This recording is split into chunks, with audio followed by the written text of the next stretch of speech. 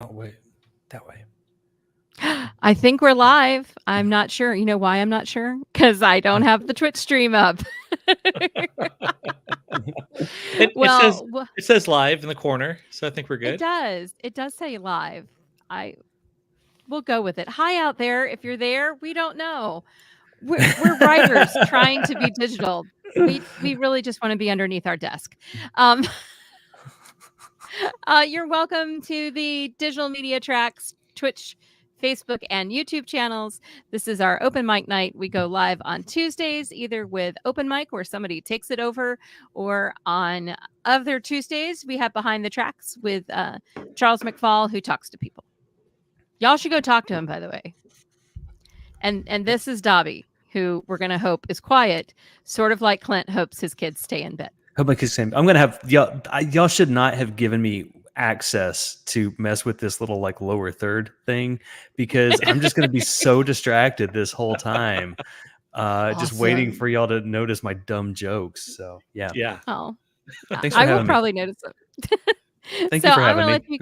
I'm going to let you guys introduce yourselves so I can actually check and make sure that we're actually live.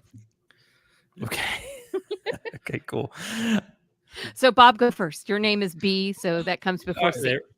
All right. I'm Bob Magoo. I'm best known as the author of the Jubal County Saga, which is a urban fantasy series about a redneck wizard with a crippling meth addiction. And then I also do some podcasting. I do some indie game design, just a little bit of everything. We're live. Okay, good. Yes, and I am Clint Hall. I am a sci-fi fantasy author. My debut novel is Steal Fire from the Gods, which is available now. Yeah, launched about a month ago. An actual book. An actual real book. Still doesn't feel quite real, but and then I also host a podcast. It's called The Experience: Conversations with Creatives. Tyra's been on twice now. The only guest, the only person who's been on twice, I think. And Bob, soon, of course, I'm sure we got to get you on the calendar. Actually, booking now for 2024. So yeah, thanks for having me. I'm really excited to be here. Well, we'll be booking this for 2025 soon. Puppy needs to go out. Do you need to go out, Dobby? He wants his sisters. The cats are sitting right outside his door. Good looking out though, Dan Tomlinson. Wow, I know. Like, Dan gets looking out for Dan gets a shout out for sure. Dan, I need you in my life because my husband deserted me today, and so I've got just the dog. Don't do anything on camera. I'll regret, Dobby. Thank you. Well, this is a dog friendly though, production. I'm sure though, right? I mean, oh well, it has to be because I'm it here. Has to be. Yeah, I'm hoping that our juvenile cat behaves himself. He's recently taken to. Every door is just a challenge that he will sit there and yowl at and claw under until we eventually relent. So. No, mine is sitting literally outside that door going, let me out. So are my cats are too, I'm sure. Yeah. So is it a I'm thing? on the clock. Do writers have to have cats or dogs? I don't think you have to, but man, I'd be very, very unhappy. Yeah, it is a lot of times sitting in a room by yourself, and it's my day job. I work from home all day, so literally I would be by myself, except for that small little window when my kids get home. But yeah, other than that, I'd be by myself all day long. What's ridiculous about it is I gotta get a cat. I'm by myself all day. But then when you have cats, you're like, leave me alone so I can work, please. What can I throw to get you to go somewhere else? I just have to embrace it. Idea. You do. Yeah. My husband, our Leia goes to every conference call. They know her. Really? That's how. I mean, they're like, why is the cat not here? Yeah. She did not RSVP. We're sorry. Yeah. My cats have an eerie knack for. They will have vanished all day. And then the moment I sit down to record a podcast, that's when suddenly they materialize. Yeah. Right here. True. Well, I did say this was about writers and being digital. So do you guys want to talk about what you're doing? Because both of you are podcasters as well. So who wants to go first, gentlemen? I say that term loosely, having know both of you. Go ahead, Bob. You look like you're ready. Oh, well, so I haven't done a ton of podcasting here lately. I wrapped up a podcast. I did a Oh, 26 episode interview podcast where I interviewed Southern authors who write genre fiction set in the South. oh, Um, and so that got done, and put a little bow on that. And it's sitting there for folks to for for folks to enjoy. And then my primary podcast, we're kind of on hiatus. One of my co-hosts moved, and we're kind of still trying to sort all that out as they kind of adjust to their new life and what have you. So mostly, I've just been on a lot of other people's stuff, a lot of stuff on like the Go Indie Now network. Just a variety of shows on there is the bulk of what I've done in the past few months. So I That's Joe guessed a lot. Compton's. it That's is. Joe Compton. Yeah, shout out to Joe Yeah. Compton. Yeah. Yeah, Yeah. big ups to Joe Compton. So that I was literally on there last night doing a live play of one of my one sheet RPGs. So That's cool. I got to yeah, get it was in a lot on of fun. that. Wait, so what? Tell me. I think maybe I know what that is, but pretend I don't know what that is. Okay, yeah, no. So one of my hobbies is designing one sheet RPGs. Like think Okay. D&D, but Yeah. everything you need to play is on one sheet of paper. Okay. And they typically have very silly concepts. Some of them are, more serious, but most of mine Yeah. tend to be more on the silly side. So the Okay. game that we played last night was called Mount Mayhem. And the Okay. idea is the adventurers have gone into the dungeon and everyone plays as the mounts that they left outside. Okay. And Okay. you just roll to see what kind of mount you are. You roll to see which hero was your owner, and Yeah. then you roll to see what sort of random event kicks off the story, and then you just go from there. So, because D&D is kind of improv anyway, but this Mhm. is like super mega improv. It sounds like because Yes, you only have one sheet of source material. That sounds like a yes. lot of fun. Huh? That's It awesome. is. It's not. They're not really good for like long form play. You typically just play one session and then go on. But Yeah. they're great for hey, our DM couldn't make it tonight, but we still want to get together and hang out. Cool. We got this one sheet. We can make a character in 10 seconds and start Yeah. playing. Well, I love that. so I just started playing for years. I'd been telling people like I've never played D&D before, and as like when you're a sci-fi fantasy author, that's almost like to your shame, that you've never played D&D. Are you And I sure kept you're a telling sci-fi fantasy author then? I'm I'm not well, sure. and I kept telling people, and like basically being like waiting for someone to invite me, and then finally someone invited me, but they had to do like this kind of like isolated one-off campaign that's still taking like 4 or 5 weeks for us to get through. Um, but what you're talking about seems like the perfect thing for someone like me who has no idea what they're doing. And you can just drop them in. Everybody gets a new character, right? And then you can just sort of go. And you probably don't mind as much when I ask stupid questions like when Oh they're like yeah, like roll for what is it? Roll for Initiative. initiative. That yeah. see, and I've done it a bunch of times now, but still, and I'm like, what? Why? But Oh okay, yeah, I get it now. yeah. But that's awesome. That's really cool, huh? Mhm. That sounds like a lot And of fun. this may come as a great surprise, but people don't typically get into one sheet RPGs for the money. Um, Right? Shocked. so, right. So really, like most of these, like I you can get all like I've made like 35 at this point. You can get all my games for like $5. But literally, if you email me, I'll just send them to you. But most people are like that. They just kind of give Yeah. them away. The big name in the space is Grant Howitt, Okay. and he did like Honey Heist and The Witch is Dead, which are kind of two of the bigger, most popular ones, and they're just free. You just Yeah. do a search for that, and Yeah. they're free to play. That's So awesome. yeah, very That's accessible. that's the coolest stuff, man. I feel that way about like fan fiction too, where it's just people do it just kind of for the pure love of doing it and just to share it with other people. That's so great. Hmm. Mhm. I like Well, and that. Yeah, the D&D community is very tight Awesome. knit in some ways, I think. Yeah. Yeah. yeah. Uh, Interesting stat that I read was that piracy actually helps RPG designers, because people who pirate RPG books typically then go on to buy the books. Huh. Oh, Because that makes sense because yeah, they. most Interesting. people pirate them just to check them out, and then if they like it, they immediately go out and buy it. Very few people pirate them to play; they pirate them to see Demo. what's going on. Yeah, Yeah. Right. Huh. so That's pretty it's neat. a pretty stand up community. That's pretty cool. So, Clint, what have you been doing? Oh, yeah. So I've been in book launch mode for the past month, and that's really been a lot of it. So That's not exciting at all. yeah, it's pretty exciting. It's been a lot of fun. So a couple of in-person things, a couple of book signings, things like that, but mostly it is digital stuff. My biggest thing also is a podcast. So I do the Experience Conversations with Creatives podcast. It is super broad because even as I've gone along, I've realized that everybody's creative in their own way. So really the only criteria for getting on the show is that you have to do something that I'm interested in.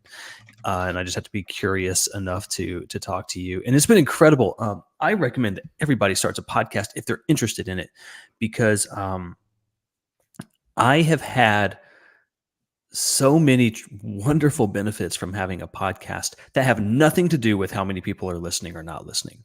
You will be surprised the people that will agree to talk to you when you offer for them to come on your podcast, because they are getting some value. Oh wait, Krogels, are you just getting started as a podcaster? I No. hope.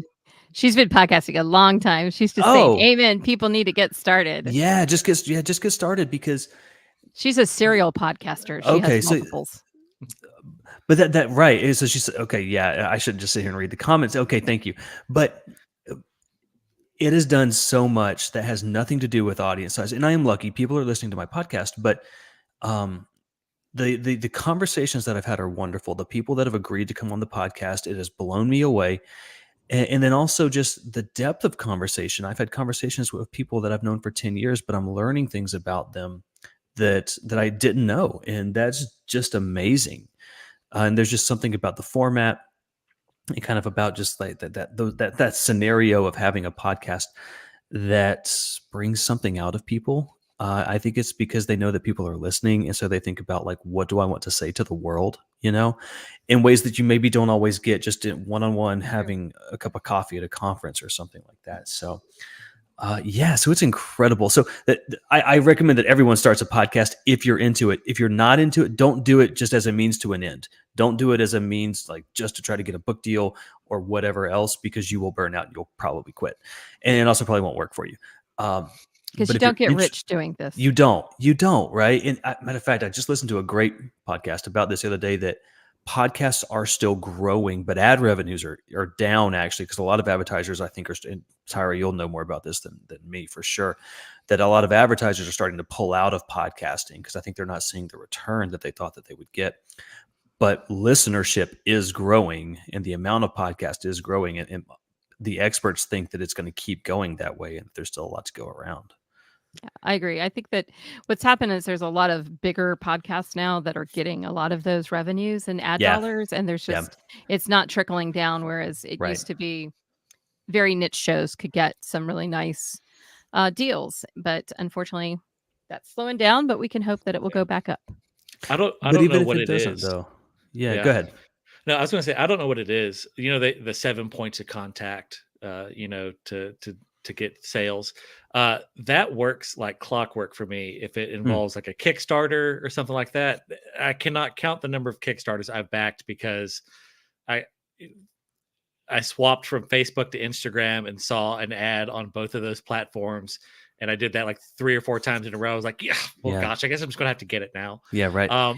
But that 7 points of contact does not work in the audio space for me. Like, because I mean, I essentially hear the same podcast ads more or less over and over. And I have never once followed up on a podcast ad. I don't think I have either. I'm trying to think if I've ever. The only one I was close to was BetterHelp.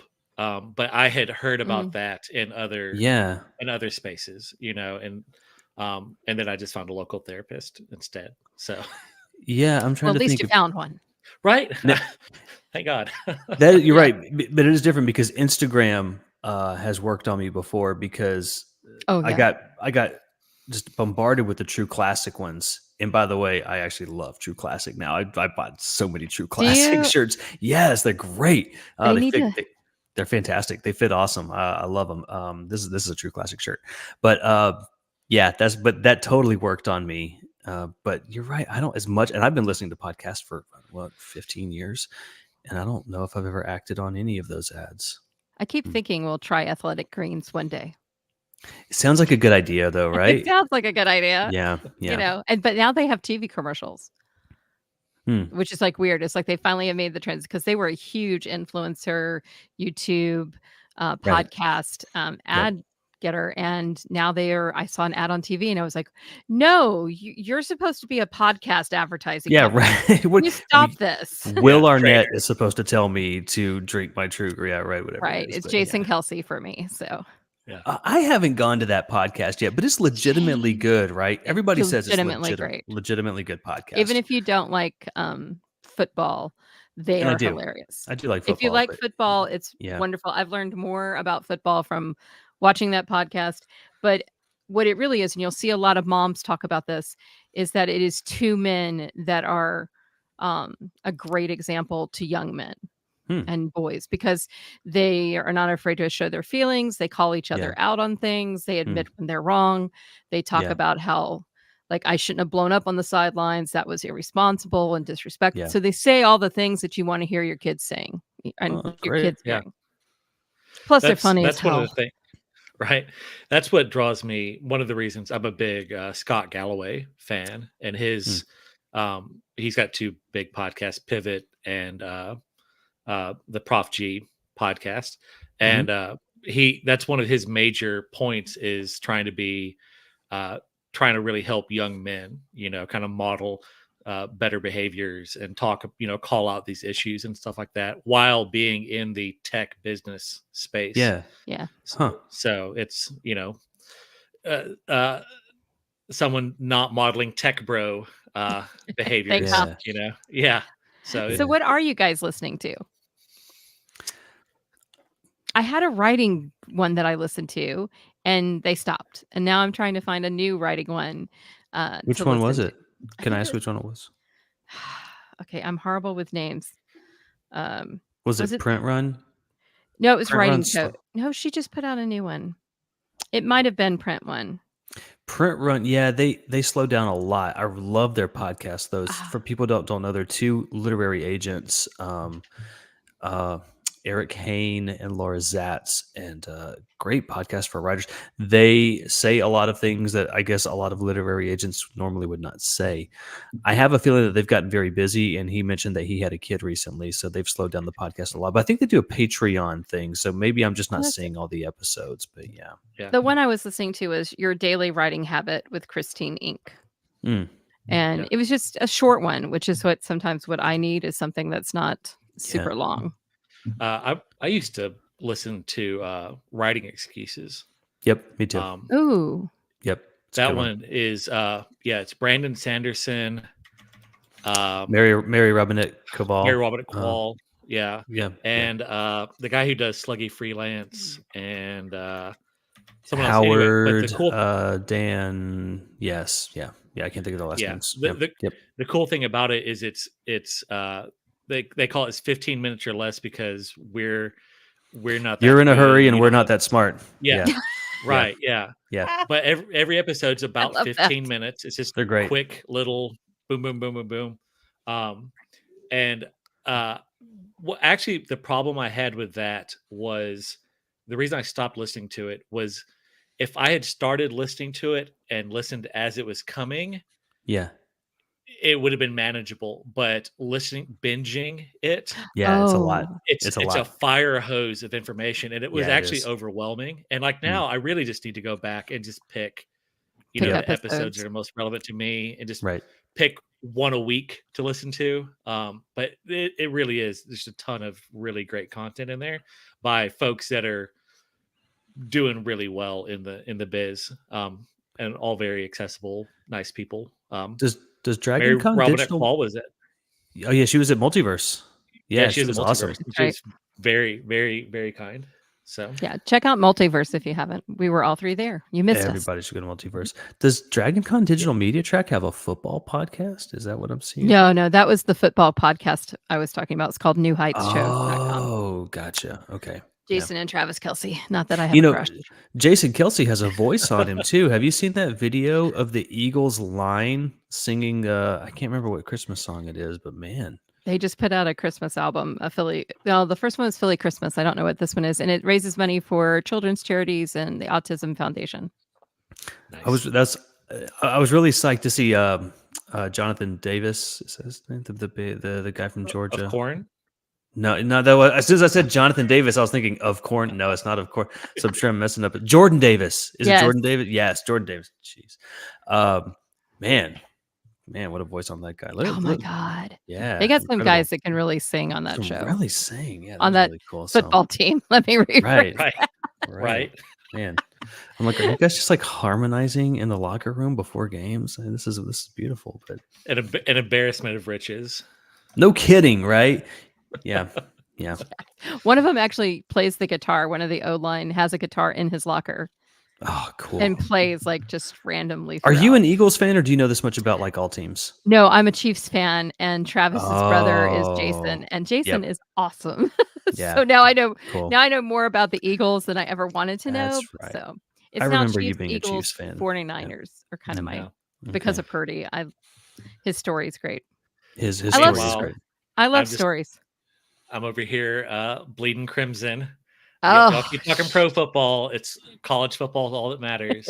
And roll Tide. We're in the Yeah, playoffs. man. Y'all I'm a Georgia grad actually, so I had to remind myself that my 2022 national championship T-shirt still looks brand new, y'all. It still looks Yeah. brand new. So I'm It's true. yeah. If one of my teams wins a title, I'm happy for 5 years, regardless of what happens after that. So that's where I'm still in that Yeah. space. But congratulations to you. I live with a bulldog, so Yeah, that's right. That's right. I know. But I'm a jacket. We're bowl eligible. Just saying. Yeah. And, well, I mean, I'm a Troy grad, and we won the Okay. Sun Belt. So Yep. There you go. back to back, cool. baby. I know fun. the Sun Belt. Yeah. Okay. I guess we should get off of football, maybe go back to writing. What the heck? So do you guys have anything that you're using to help you write that is kind of digital or techie? We see finger pointing now. I just made 2 purchases. Ooh. I got Pro Writing Aid Mm. on the recommendation of Richard Fierce. He is in the 20 books to 50K community. Yep. Yep. And he is killing it.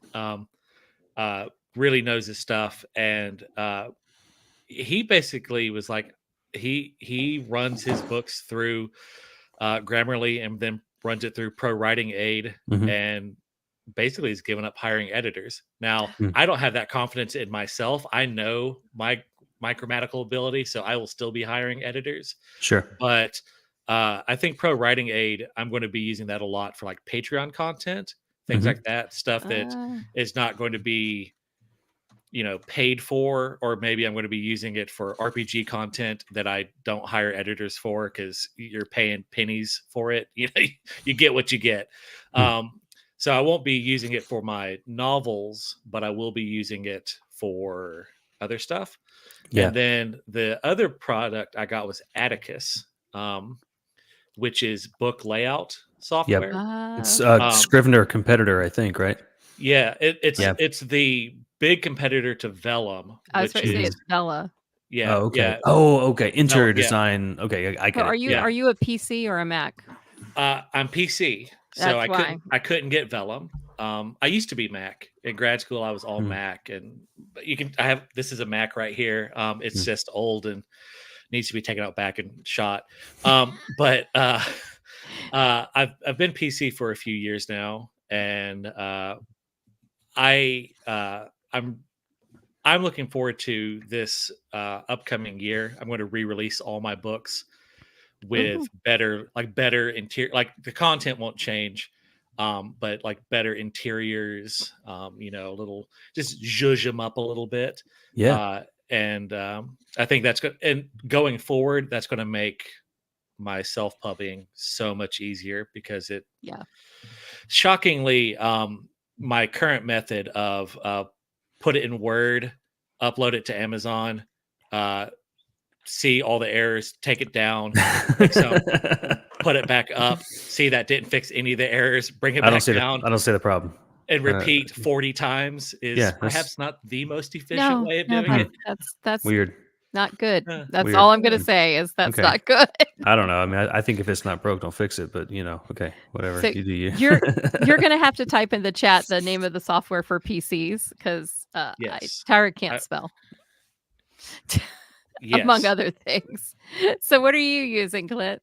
Yeah, I actually did also just get Grammarly, mostly for for editing. Right. I've used the generative stuff a little bit. It's okay, not great. I find that well, and even some of the editing stuff, you have to be careful. It'll strip out your voice a little bit. Yeah. There's been a lot of times when I've disagreed with a lot of the rephrasing suggestions, but I do like it in terms of just grammar checking, commas, like a lot of that kind of stuff. That I have thought that is pretty good. I am a loyal Scrivener user. I tell everyone to use Scrivener, everybody to use Scrivener. The thing that I always tell people, anyone that I've ever known that fell off of Scrivener never did the tutorial. And the tutorial is a beast. It took me like 2 or 3 hours to get through the tutorial. And I was like taking notes. I was really absorbing it. And I'm so glad that I did, because it paid off in the long run so many times over. So there is a steep learning curve with Scrivener, but I think it is so incredibly worth it. The other thing, this is more on the marketing side, but I've been using Canva all year, and man, I love Canva. Now, this is more for marketing your stuff, but it has been absolutely fantastic.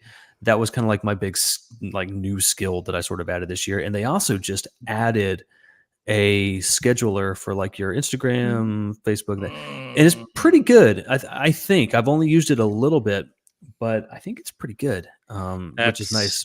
So yeah, that's something I need. I missed the Canva train, but to be fair, I had already learned something.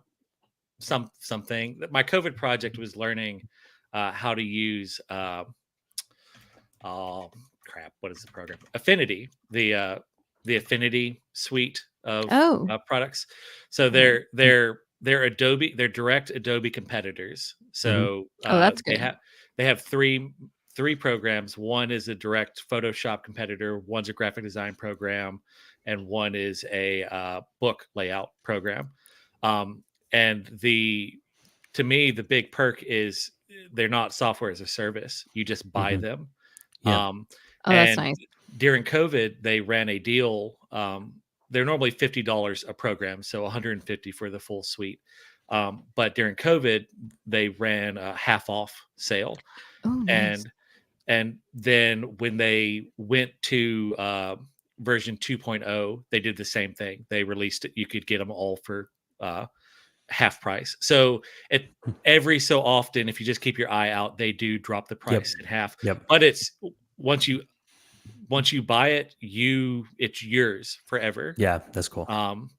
And now once they go to the new release, they do quit updating the previous version. But I bought the updated version and have never installed it because I'm just happy with what I've got. Sure. One day I'll get around to installing it. But anyway, so I've been using that for all my graphic design stuff. And like I use it, I made my book covers, yada yada yada. Awesome. But it does not have a scheduling feature at all, and that is something that would be very useful for me.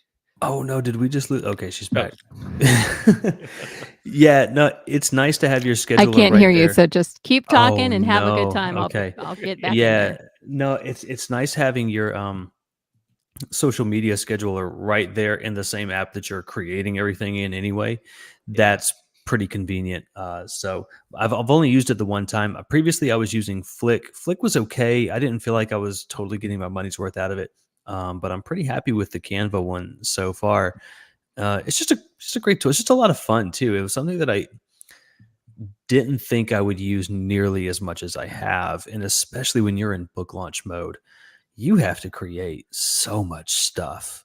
Just Oh even yeah. just for, and I can only imagine because you're doing this stuff on your own. For me, it's just promotional. I can only imagine how much graphic design you're doing. So yeah, it's a skill that authors really. I don't know if you necessarily need it, but man, it is beneficial if you can get it. I would Agreed. say indie or trad, you need it because trad publishing does not. I think a lot of people would be surprised at how little marketing most traditional publishers will do for you. True for the Um, most part. Yeah, yeah, yeah, and it really just depends. It yeah, depends on who you're working with, but especially if they're smaller presses, they're going to count on you to do at least some. No matter who you're with, you're going to have to do at least some marketing. yeah. Oh, Although I do And think that that's evening out, though, right? I'll plug my publisher is Enclave Publishing, and I got to say I'm thrilled with the support that they have given me marketing wise, and I do think that some of the smaller presses, if you think about like percentage of what they can do, right, versus what they actually do, I think are kind of surpassing a lot of the big five. Now, they can't put you on the bookshelf at Barnes and Noble. They don't have the same budgets, but in terms of just like sort of the time and effort that they're putting into you, I think some of the smaller presses are surpassing some of the bigger ones. The other one that comes to mind, thank you, Tyra, that's awesome. The other one that comes to mind is Falstaff, who does an yeah, mhm. awesome job with their authors, but a lot of it is at conventions. No one is better at hand selling a book than John Hartness, No. and they do a tremendous job marketing their authors as well, just differently, right? Differently than yeah. you would see from a big five. But But I you think might go ahead. no, I Go just ahead. think that if you have that skill too, it's only going to enhance that. Yeah, Uh, totally. I do Totally. think that if you're a writer and you think you're not going to have to do marketing, regardless of how you're You will. published, you're Yeah. wrong. You're Yeah, just you're wrong. wrong. It doesn't matter if you're traditionally small press, medium press, indie. You're going to have to do something unless you're huge. But even Yeah. then, Well, and you think about that is I mean, the big name publishers, it's gambling. They put out Yeah. 100 books and they do marketing on none of them, and then Mhm. whichever one starts to sell, that's where their marketing budget goes. Right. Yeah. Right. And then they just feed into that success. And what is it like? Harry Potter, is what allows like 1,000 other books to get published every year, Sure. basically. Yeah. Right. Right. So It's it's keeping the lights on. Yeah. yeah. yeah, and so God, and if you every skill that you can learn and do yourself, that's less Totally. money you're having to pay someone else, and it just brings down your like for me. I'm huge on transparency. If you go to my blog, you'll see every month I recap how my sales went, how my socials went. If I did a book launch, how much did it cost me to put this book out? Things like Yeah. that. So I hired out for my first 2 covers and Mhm. then learned enough graphic design that I had paid for the source file on those. Good. And I learned using the source files to just make my own covers. Oh, that's And cool. so that saved me $125 a book. Yep. So it's that much short of a time before I'm in the black on that book. So Right. Right. Huh. Yeah, it's true. I mean, every penny matters, but being able to add to your skill set as well, it just helps. yeah. So you said Scrivener. Was there anything else? And I apologize. My headset went out. My camera went out. It's been fun here, ladies and gentlemen. We're good. No. Hey, Scrivener, Grammarly, Canva, and my whiteboard. And I mean like a real Mm. whiteboard, though, like old school, like double-sided with actual markers and stuff. There is Mine's- nothing I love more. Yeah, you see your point. Yeah, mine's over there too. yeah. Yeah, and I'm still old school in that regard. That because everyone says things like, oh yeah, well, you got to have that butt in chair time. But the truth is, I do a lot of my best thinking standing up, right, and walking around my office. I'm going to my whiteboard. I have a little basketball goal in here, so I'll kind of shoot a little bit, and I'm listening to music, and then I'll go to the whiteboard and scribble a couple things down, and then kind of walk around a few minutes more. That's where a lot of the magic happens, at least for me. In terms of world building and plotting and character arcs and all that good stuff. So yeah, so always need a I, whiteboard. I think if I got a dog, I would be more productive Mm, because I do my best thinking on a walk. on a If I'm just walk. walking by See? myself Uh, with no, I just have some music going. Like okay. that's anytime I have a If you thorny issue, I'll just go for a walk and I normally break through. Okay. Does it have to be music? If you're listening to a podcast or an audiobook, do you get the same results or does it need to be No, music? it needs to be music because Yeah. Yes. if there's Right. talking, Yeah. I'm, Yeah. I'm listening to what's being said. But like music, a lot of times I'll put on something instrumental. Yes. Um, Yes. so That's what So I are was we or all asking about. instrumental lovers? Because that's what I like.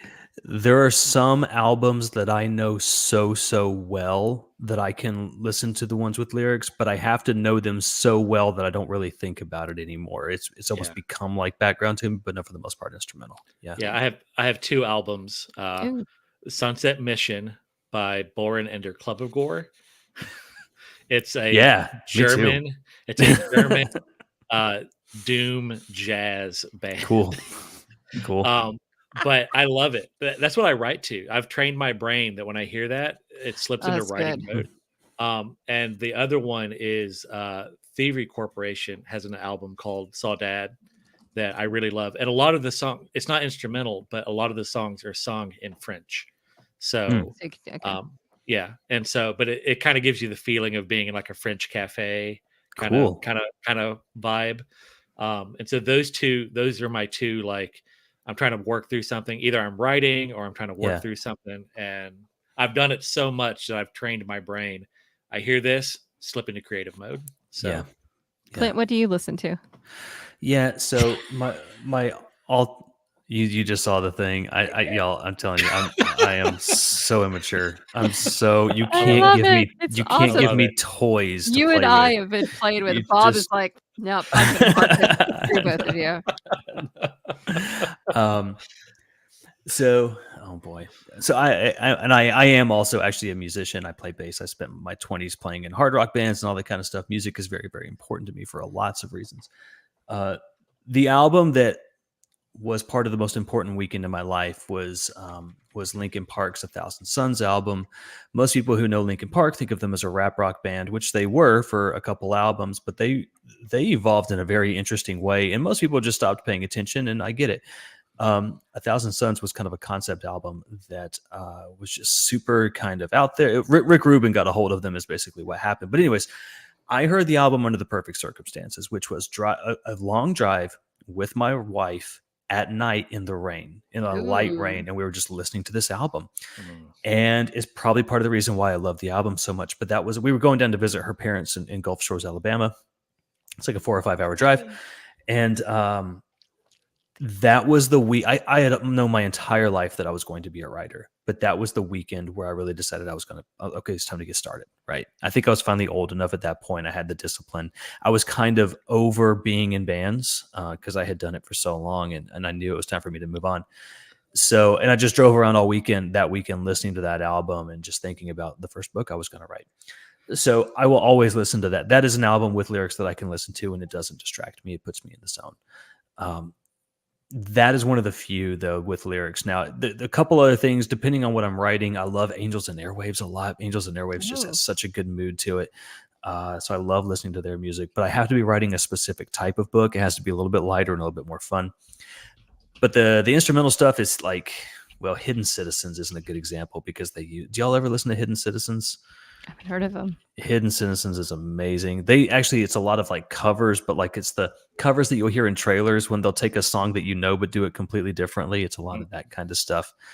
And then oh goodness, I have a buddy who's a composer and he just sends me cool stuff all the time. One of my hills that I die on every year at Multiverse is I say that the Transformers scores, the scores for those movies are among the best cinematic music that you will hear ever anywhere, despite what you may think about the movies, that those scores are incredible. So I listen to those all the time.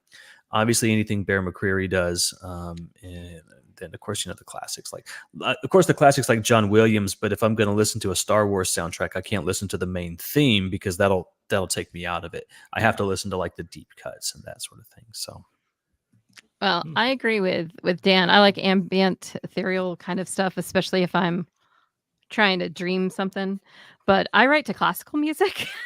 Mm. Believe it or not. Yeah.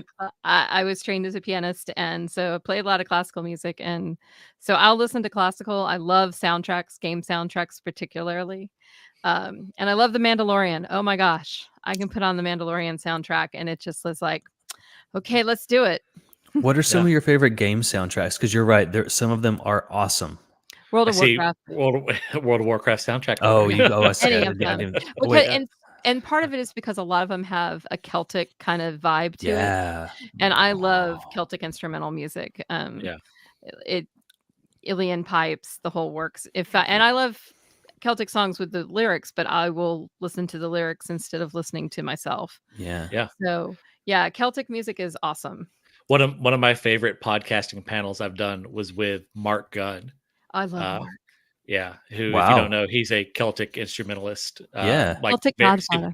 yeah, Yeah. yeah, super talented. Yeah. And we did a uh, podcasting for creatives panel Cool. at a I don't even remember what con it was, but it was fun. We had a good I'm time. jealous that you got to. He's Yeah, awesome. yeah, I is. he was at Multiverse. Good. I played music with him this year, actually, like when the musicians meetup thing, which was a lot Yeah. of fun. Yeah, he's He was incredible. he was at Conjuration, which was the last Mm. con I was at. Mhm. And so I'm there. But And- I was gonna say it was I had kind of a similar experience. Like you said, that you were kind of coming out of music and realized you kind of had reached your conclusion there and started Yeah. writing. I had Yeah. a somewhat similar experience. I rediscovered my desire to be an author my last semester in grad school for music industry. Okay.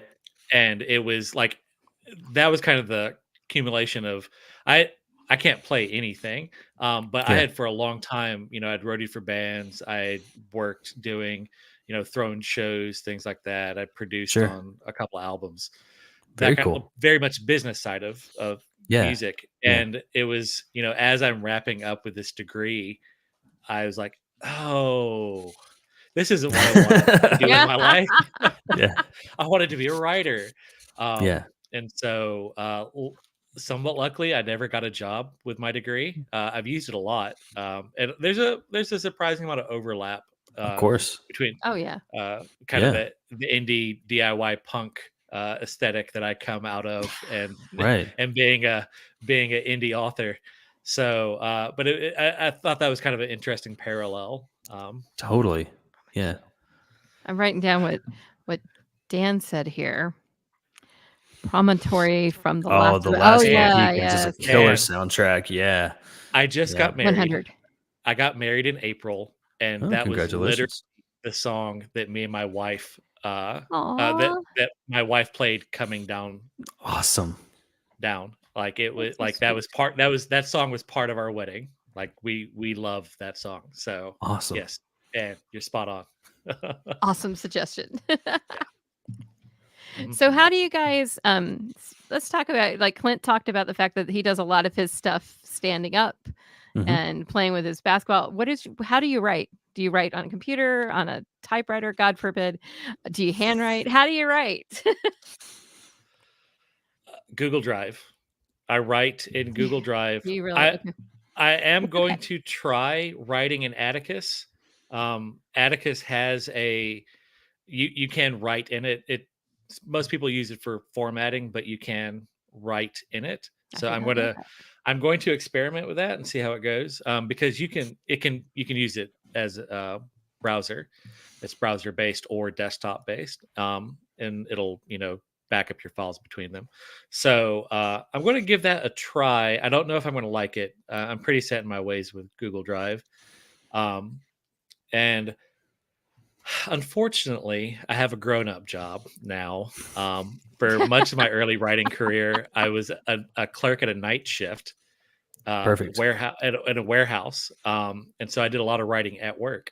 That's the But Sanderson method right there. yeah, Oh, yeah. and it That's worked what he really did. well. Yeah. And I'm at a new, I now work for the government, and I have for a few years now, and can't really do that there. And so I was doing the whole for a little while there. I was doing the whole get up at 5 o'clock every morning and write. Yeah. Yeah. And I just hate my life when I do that. I'm very productive. I'm very productive. Yeah. I will crank out 1,000 words before work without fail. No problem. Easy peasy. The words flow. I just hate life and everyone in it when I do that. And I had to quit. Not good for a newlywed. No. And so I was doing the whole like getting words in where I can. Yeah. What I've now started doing is writing in bed at night. I've got a little lap stand thingy. It's got a couple legs on it. Yeah. It's for, while you're sitting in bed or something like that. And I just throw my laptop on there and I've started writing there. I just put on some noise canceling headphones. My wife likes to watch TV in bed Oh, in the evening. That's kind of how she goes to sleep. And there's Right. not a lot of overlap in what she likes to watch and what I like to watch a lot of times. So she can turn on, watch. She's binging Stargate, which I have nothing Oh, cool. against. I never started it, and she's on like season God knows what. I'm not coming in now. And so she can do her thing while I do my thing, and then I get I set my word count. Once I hit that, then okay, I'm done. Let's watch Doctor Who or whatever we collectively want to watch. So okay. You know Yeah. how Dan said he thinks my dog needs to go out? yeah, I think Dan's right. So I'm going to let the dog out. You guys talk for a minute without me. Yeah. I'll do my writing process thing. So when I'm in like the pre-writing phase, so when it's world building, when it's trying to think of the plot, I like to know everything before I actually start writing. So I know Dan, take a victory lap because you did know it. So that stuff I like to do by hand. I love journaling. I think that there's just something about writing in cursive, for a couple of pages every day. And I used to be very disciplined about, I would do 3 pages of just like free writing every day. And a lot of times it was just whatever stream of consciousness, but a lot of good ideas would come out of that. Same thing with the whiteboard. I feel like there's something, I feel like there's something magic about being at the whiteboard. But again, you're writing out things long-handed. And I feel like I'm using different parts of my brain when I'm writing out in a journal or on the whiteboard. That just shakes some things loose. So when I am doing any kind of pre-writing, that's what it is. It's in the journal, it's on the whiteboard, that sort of thing. When it is actually time to start writing, then I am very much just sit up, boring, first thing in the morning, assuming I can, sit at my desk and bang away at Scrivener for as long as I can. And then inevitably what happens is this is actually the key thing though. And for anyone listening, this is actually why I asked you about when you go on walks. I'll work for, I don't know, let's say, and this actually happens more at night, but let's say I worked right for like an hour or two at night and I get up and I'm like, okay, it's time to go to bed. It is very important that I don't do what I want to do and what I usually do, which is put in my AirPods and start listening to a podcast, like while I put away the last few dishes and brush my teeth or whatever. Because what I find is when I get up from writing after an hour or two, my subconscious is still working. Even when I'm not thinking about it, it's better if I'm not thinking about it. But then while I'm doing those sort of mundane things, all of a sudden something will just hit me, and I have to grab my phone. I have to be, oh, here's the answer to that question that I was asking myself a few minutes ago. And it happens all the time. Like I'll lay down in bed. My wife is already like, trying to go to sleep.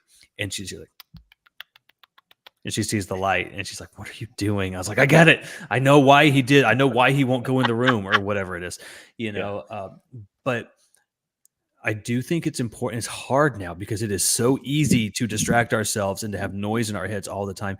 I think it is so important for writers to sort of protect our silence a little bit.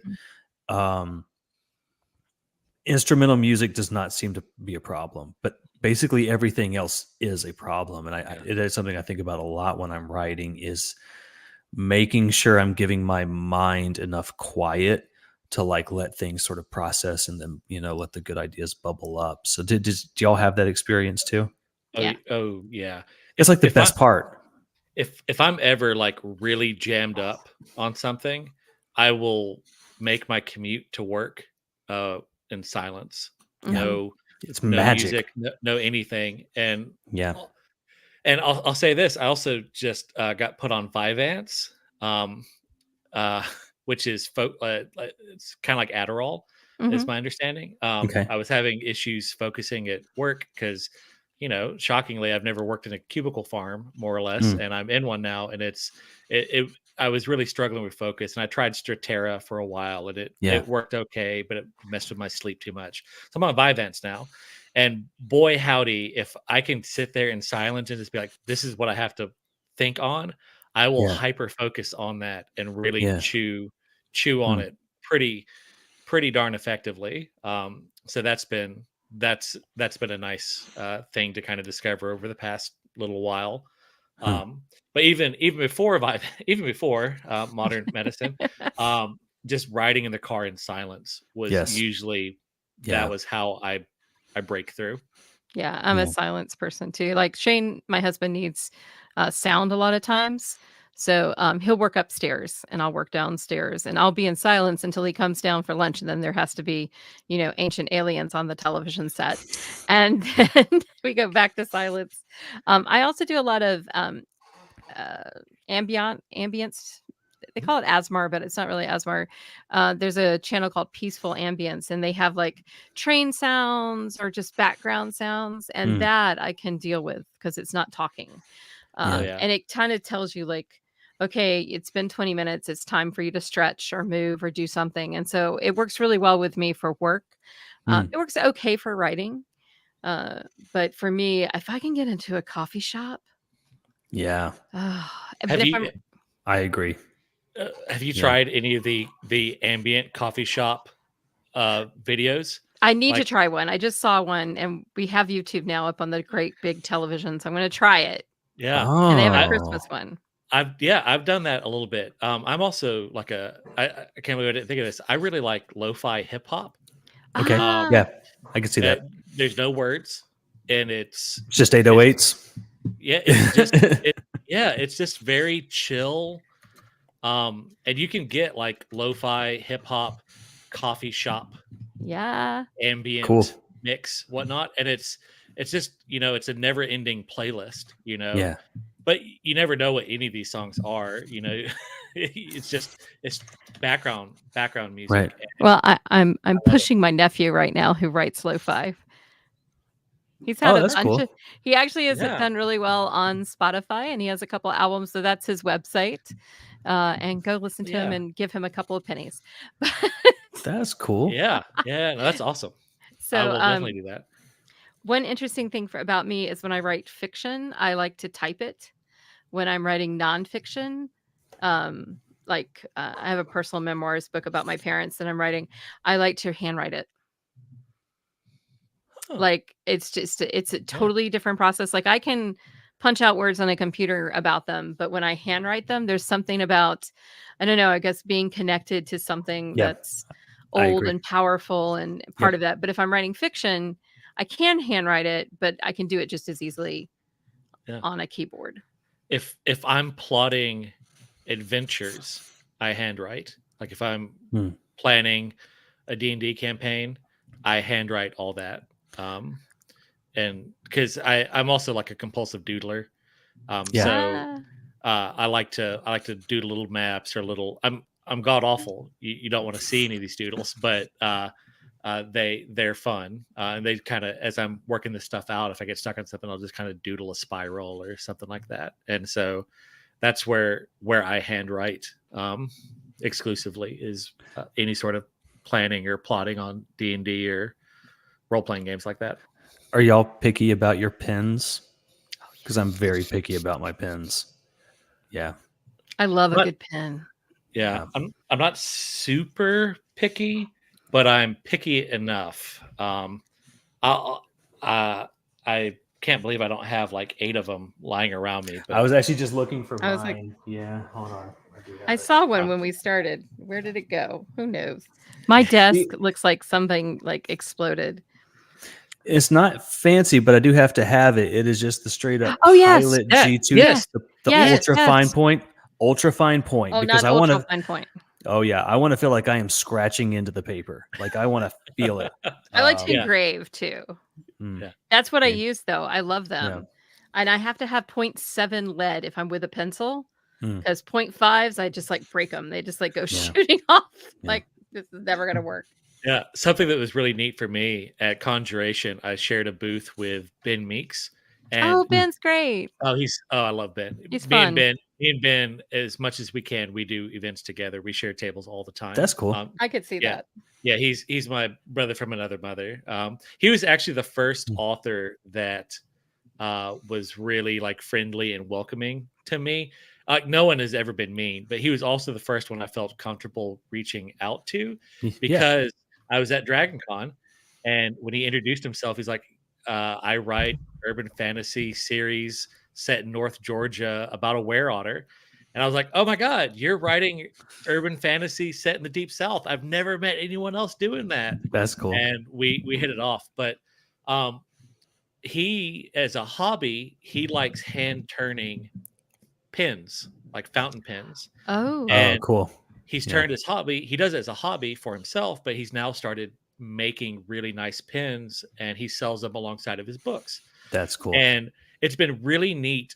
There are certain people that are just like pens are their thing, Yeah. and they Mhm. come up and they just like they go all in on this conversation. It's something that, frankly, I do not care about, but they get so excited about it that I'm like, suddenly I care. I'm like, oh no, I want to hear about this. Like, tell me more. You know, Yeah. they're talking about like, one guy was showing us he had multiple pens in his pouch with different inks, like custom inks that he had gotten, and he was like, oh, look at this one. If you look at it from this angle, the ink turns orange. And so like it's like it was super cool. Like he got out this nice journal and was showing us all these different inks and stuff like that. And it was just a really neat thing to see. So I've heard Neil Gaiman talk about fountain pens like on a pod. I think it was a Tim Ferriss podcast before. And it is fascinating to hear him talk about fountain pens and what they mean to him. And yeah, like all the different things that he thinks about when he gets a new pen. And, Neil Gaiman makes everything sound magic. Yeah. So yeah, it's awesome.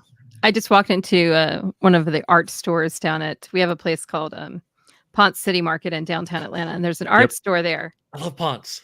I love too. We went to the City Winery to see a couple of acts recently, and I just walked in and there's like a wall of pens. I'm like, oh geez, I'm going to be here forever, in every color. And then there's a fountain pen called Lamy, Lamy, that I tried one in a paper store in, where were we? Wilmington, North Carolina. And I didn't buy it, and I'm totally regretting it. It was Well, and I think that's the brand that people tell you, like, if you want to get started with fountain pens, you go get it. I think it is a Lamy brand, and I'm not sure if it's a specific one, but yeah, I have one somewhere around here, and I did like it. I forget why I fell off using it, but yeah. It's on my Amazon wish list. Hint, hint. There you Family go. members that are watching. There you go, Shane. Come on, get on it. All three of my sisters, all three of us are pen people. Like, if I'm at a hotel, I take the pen. Oh, really? Oh, yeah, every single time. Because, like, I'll be writing. I was like, oh, yeah, that's my Ritz-Carlton pen. Dragon Con. And then I have a little moment and go on, or I'll pull That's up. a cool thing to collect. Yeah. Yes, I have a lot. I'm really bad. Talking about Ponce, that is my Dragon Con group. Every year after Dragon Con, on our way back to Alabama, we go by Ponce, and that's awesome. A couple of the guys get beer, and then me and my wife, we always get this chicken dish there from one of the restaurants, and then a couple of the folks get ramen, because shockingly, Alabama is not a great place to get. Not known for ramen. Not known for ramen. Who knew? Weird. Yeah. So sad face. So that every year for, I can't even count how many years leaving Dragon Con, we beeline to Ponce. That sounds awesome. Get one last meal together. Yeah. And then go our separate ways. So yeah, I love Ponce. Yeah, definitely. If you get a chance, go to City Winery. We love to go there for shows. Get in the back on the balcony. It's so much better. But eat first, because the food is expensive and very, very small portions. Oh, okay. Me and my wife actually, we were looking at going there for a drag show. Mm. That performer that we really like was doing a performance there. I'm like, oh, we really need to go there. And then it's a long drive. It is. We're But we're old and getting older, so we Wow. didn't do it. But one of these days, we're doing it. So if you ever need a place to stay and you don't mind cats and dogs, all about it. So, the Burton household usually has a free room, but right now we have a guest until about mid-January. So yeah, oh, I love it there. So, yeah, yeah, you That's Alabamian. yeah, that's actually where I do the majority of my events these days. The bulk of cons I do are Atlanta. The bulk of concerts I've gone to in my life have been Atlanta. Okay, Dan, I obviously love you. I don't know who you are, but obviously we need to meet and trade pens. We're actually staying at the Marriott Marquis this weekend, which is like really weird. We're going to be there at non-Dragon Con time. I'm going to be like, where is everybody?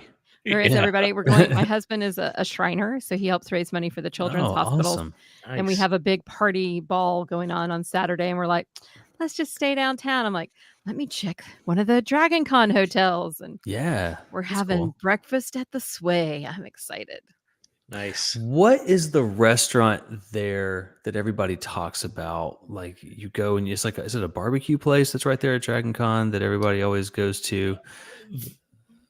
For me, it's the like Polynesian play. I haven't been there. I know where you're talking about. It's on the back near the Marriott. It is so good. We ate there. Some friends and I just happened to be in Atlanta, and I can't believe I can't remember the name of it. Dan, I agree with you. I will be sad.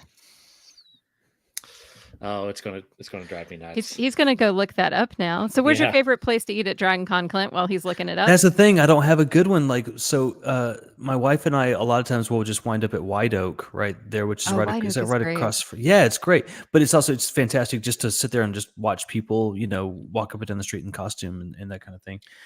But I don't have a good one other than that's what's so sad about it. I mean, for years, I would always just go to the West End and get chicken quesadillas and talk to whatever other writers were hanging around.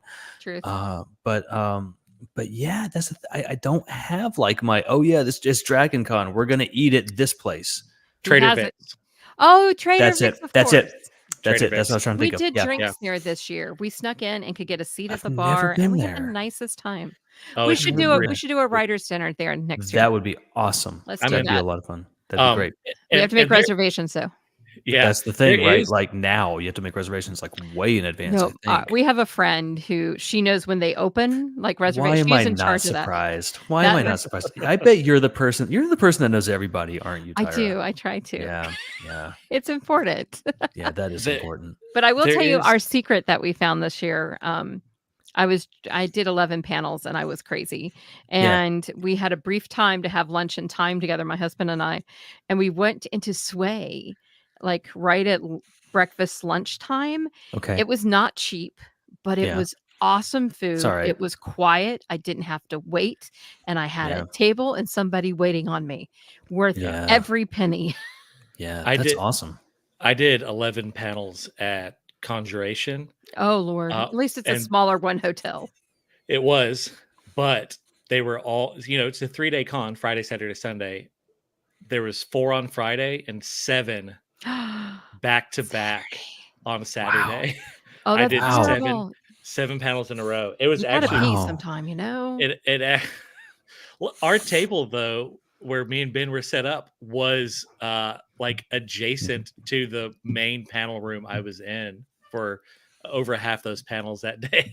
So it was I could come by people who had tried to buy a book and I wasn't there. I could quickly do a sale real quick and then dash off to the next one. Awesome. But I've been thinking of trying Conjuration next year again. We haven't been in a long time. You should. The new hotel was a lot better. Was it? Oh, good, because the hotel was so horrible. I've never been to that one either. Is there like a specific theme to that one? It's technically a Harry Potter convention. Okay, but it's kind of it's kind of like Jordan Con. right? You can go to JordanCon and not have read Wheel of Time, Yes. and you're fine. Yeah, Yeah. right. Yeah. Okay. This was like, I mean, I did no panel that was in any way related to Harry Potter, Yeah. except for Okay. one. I did Sorting the Demigods of Elden Ring Okay. uh, on a panel. Okay. But That's I mean, awesome. I did a lot of writing craft panels. Yeah. I did Cryptids of the Southeast. Cool. You know, so I did a bunch of, not a bunch, but I did a 1-page RPG live play and a Oh, panel on 1-page RPGs. So it was good. So yeah, it definitely apply. Name drop me if you want. Uh, Bob um, says Yeah. I should come. Yeah, I need to check it out. yeah. No, Hopefully by it then was, I should have a fantasy book out by then. So yeah. I will say, I have going back to the goals. food thing, I have 2 recommendations. Ooh, I love One was our first few years at Dragon Con. We went here every time, at least once, and it was Tin Lizzie's Cantina. Oh yeah, Yes. love Tin Yeah. Lizzie's. Yeah. So that Great- one was pretty great good. spot. But Yep. But you and get then- in easily. yes, yeah. And then we had a year where we just couldn't really get in easily. I think there's like construction or something going on around there. I can't remember now, but and then we kind of just got out of the habit. But the other one is Shoes, HSU, Hughes. Mhm. Okay. It's a Chinese restaurant. Um, Ooh. and it's very much one of those, like, it gives off quasi hole in the wall vibes, but it's one of those that has pictures all over the wall of all the famous people that have eaten there. Is that the one that's kind of like catty corner to Yeah, it's on the yeah, corner. Yes. right, and there's an arch just down the street from it, like right there. Yeah, I've eaten there Okay. before. I Yeah, there have goes- not this is eaten good. there. This is So not good.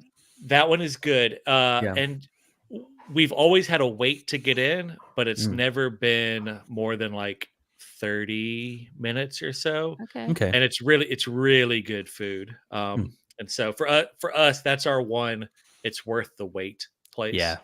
So we've been going there. Plus, while you're waiting, you can just walk around the walls and look at all the Yeah, that's all cool. the famous people. That's fun. So it's neat.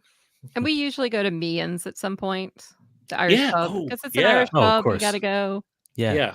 And the first year I went, hellacious wait. And since then, I've never had a wait to go there. And that's one we go every year. Awesome. So, Well, yeah. we are already out of time, but since we were a little Oh. late getting started, I was just going to ask you guys, just if you have any advice for writers out there about either what you struggle with or what you think would be something that somebody would appreciate hearing about from you. Now, I know, Dan, I'm booing too, and Dan, you and I've got to meet. Yeah, Dan is the star Yeah. of this. I one. know, Come I on, love I it. man. know. Yeah. So, Bob, do you want to go first? Because anybody who writes Sure. a redneck wizard with method fiction, Yeah. just you're a special type of man, sir. So I'll say this. If you're struggling with like the fact that you write something that at face value is very inaccessible, like redneck meth wizards, I've actually done really well. Like, am I doing this full time? No, but I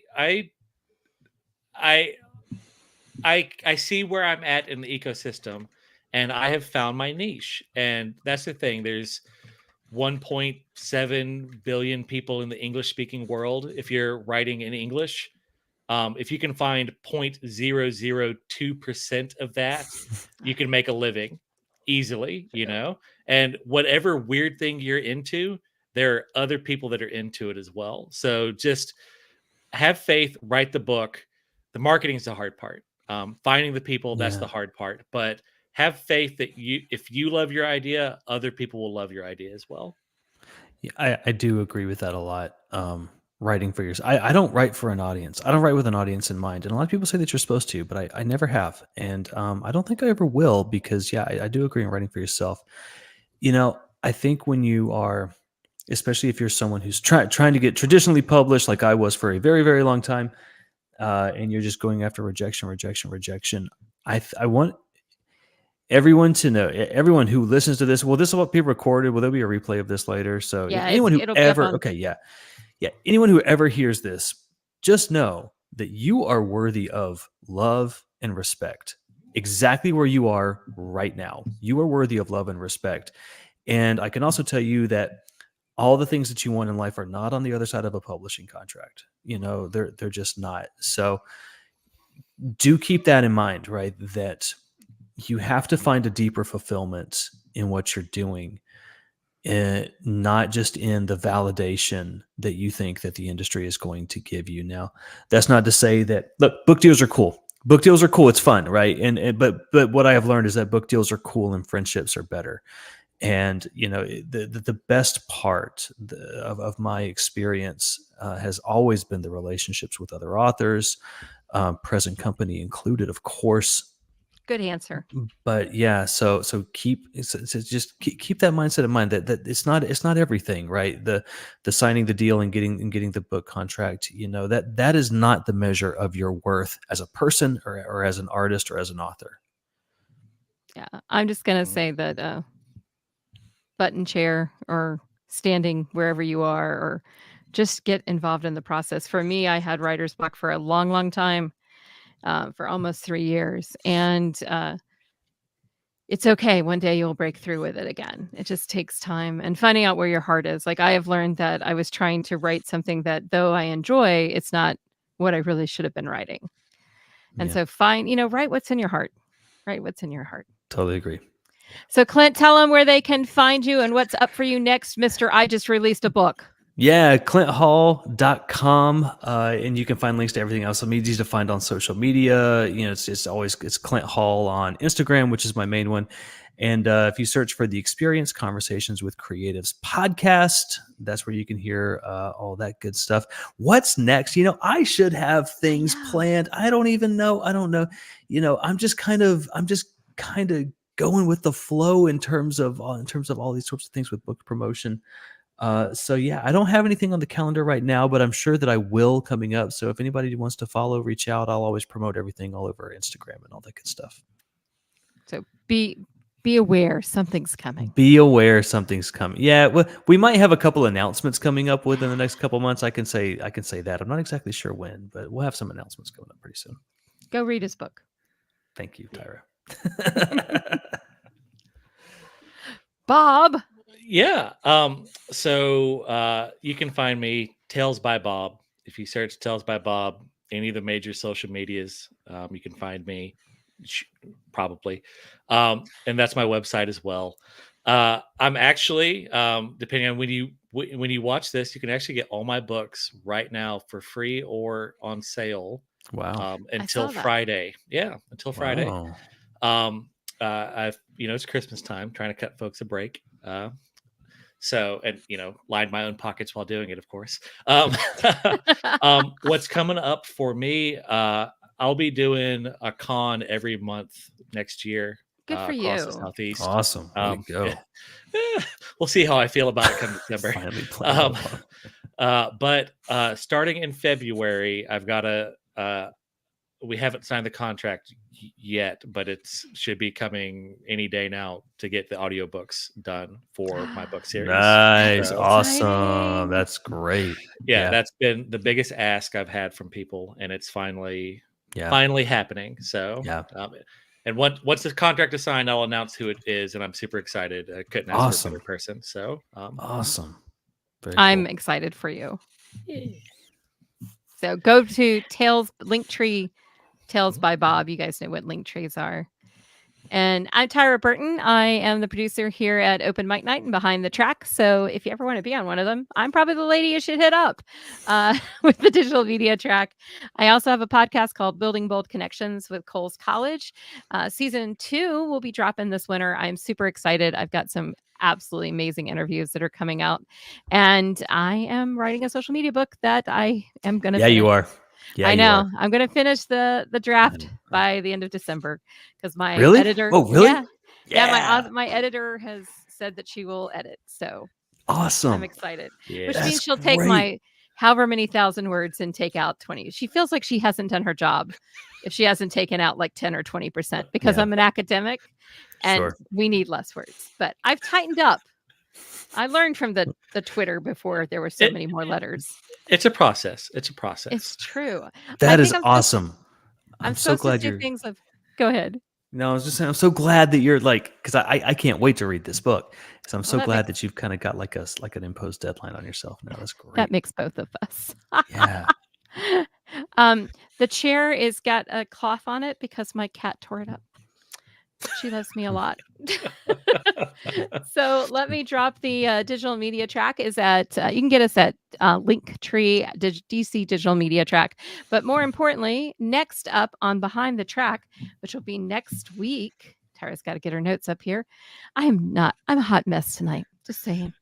It's the history of podcasting with special guests are joining.